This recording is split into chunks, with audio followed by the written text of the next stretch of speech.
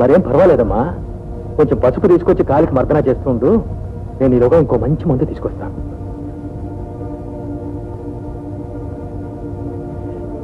చిట్టమ్మా, ఇలారా. పరిస్థితి విషమిస్తోందమ్మా. త్రిపుర వాళ్ళకి వెంటనే రమ్మని టెలిగ్రామ్ కూడా మంచిది. ఎక్కడున్నారని ఇవ్వమంటారు? వాడి ఆరోగ్యం అంతంత మాత్రమే తెలిసి కూడా వాళ్ళు అలా పట్నం వెళ్ళిపోయారంటే ఏమనుకోవాలి? అనుకోకూడదు. కానీ ఇప్పుడు జరగడమే జరిగితే ఒంటరి దాన్ని నేనేం చేయాలి చెప్పండి? మా మేస్టారు తొందరగా బాగయ్యేటట్టు చూడు స్వామి. రఘుపతి రాఘవ రాజారాం, రఘుపతి రాఘవ రాజారాం, పతిత పావన సీతారాం, పతిత పావన సీతారాం.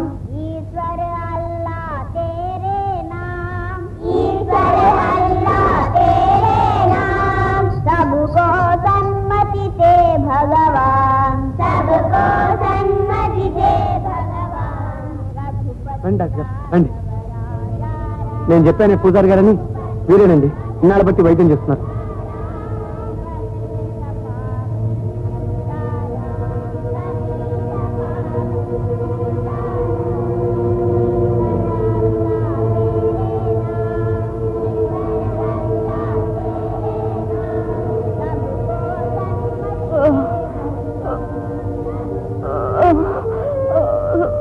అందుకే కదా అమ్మాయి గారు పట్నం నుంచి పెద్ద డాక్టర్ని తీసుకొచ్చాను. చూడండి, ఇంకో గంట కల్లా అయ్యగారు మామూలు మనిషి అయిపోతారు. ఒకసారిలో వస్తారా? డాక్టర్ గారు, డాక్టర్ గారు, ఏమిటి బాబు ఈ డబ్బులు? ఇవి తీసుకుని మా మాస్టర్ గారికి మంచి మంది ఇవ్వండి. ఆయన అట్ట మంచం మీద పడుకుని ఉంటే మాకెట్టాగో ఉంది. అలాగే బాబు, మంచి మంది ఇస్తాను. నిజం? నిజం. ఒట్టు? ఒట్టు.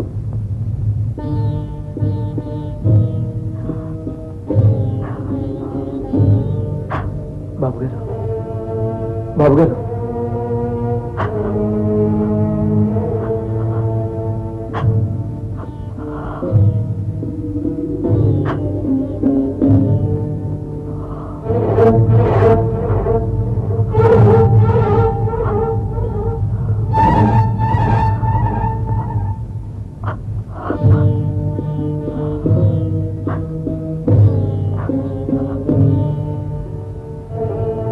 అమ్మాయి గారి గురించి మీరేం బెంగ పెట్టుకోకండి బాబు. ఆమెకు ఏ లోటు రాకుండా కంటికి రెప్పలా కాపాడతాను. అనువైన సంబంధం చూసి వైభవంగా పెళ్లి చేస్తాను. మీ పాదాల మీద ప్రమాణం చేసి చెప్తున్నాను బాబు, నా మాట నమ్మండి.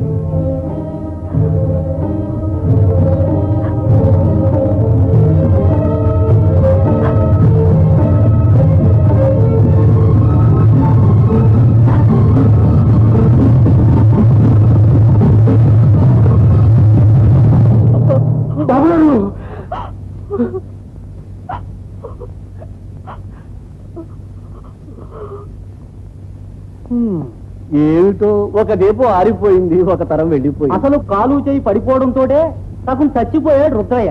పాపం అర్ధాంతరంగా పోయాడండి. జనన మరణములు నిక్కము, అడవిలో ఉన్న ఆలయమున ఉన్న అన్నట్టు ఎప్పుడో ఒకప్పుడు మనంతా వెళ్ళిపోవలసిన వాళ్ళమే. కాకపోతే ఉన్నన్నాళ్ళు తినడానికి 4 మెతుకులు, పోయిన తర్వాత తీసుకువెళ్ళడానికి 4 మనుషులు ఉంటే అదృష్టవంతులమే. అదేనయ్యా చిత్రం. ఆ రెండిటికి నోచుకోలేకపోయాడు రుద్రయ్య. నిజం బాబు.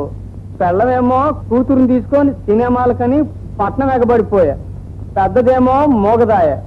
ఏం జరగనున్నదో.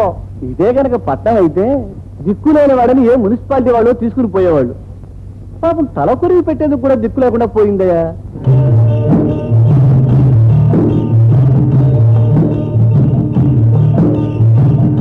ఎవరికెవరు ఈ లోకంలో ఎవరికి ఎరుక, ఏ దారికి పోతుందో ఎవరిని అడగక. ఎవరికెవరు ఈ లోకంలో ఎవరికి ఎరుక, ఏ దారికి పోతుందో ఎవరిని అడగక. ఎవరికెవరు ఈ లోకంలో ఎవరికి ఎరుక.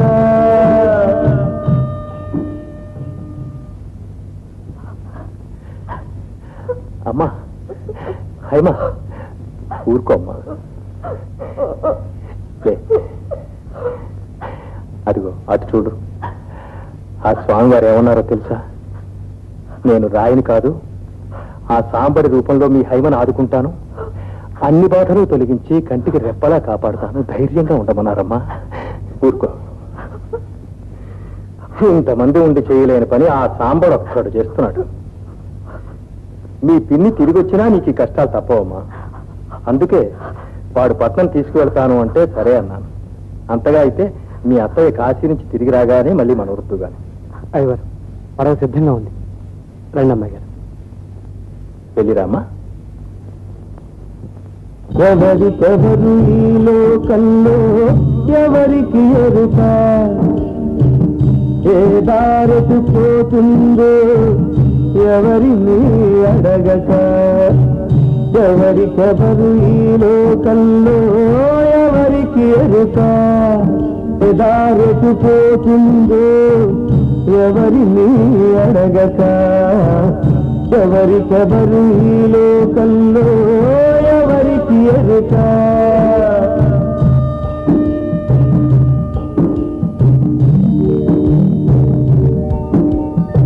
రెండు పెద్ద చెరువులు పశ్చిమ ఆసియాలో ఉన్నాయి.